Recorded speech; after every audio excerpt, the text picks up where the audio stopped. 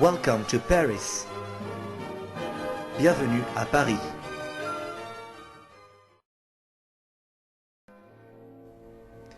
Distinct du quartier latin à proprement parler, mais relié à lui par l'intensité de la vie intellectuelle, le quartier est organisé autour de l'église Saint-Germain-des-Prés, celle d'une des plus puissantes abbayes de Paris, qui porte ce nom et qui le domine de son clocher du XIe siècle.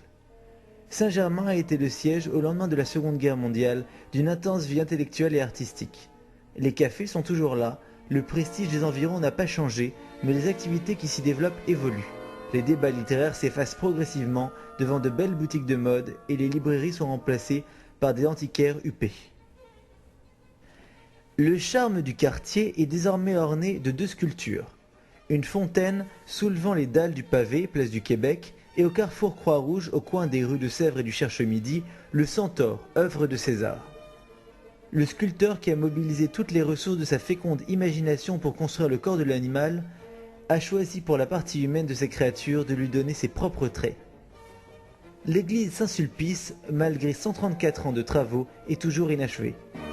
Elle est une des plus vastes de Paris et une des plus majestueuses, modèle de l'architecture classique française des XVIIe et XVIIIe siècles.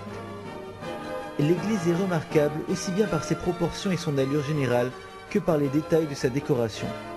Bénitier géant à l'entrée de l'édifice, buffet d'orgue sculpté par Clodion, peinture d'Eugène Delacroix dans la chapelle des Anges, etc.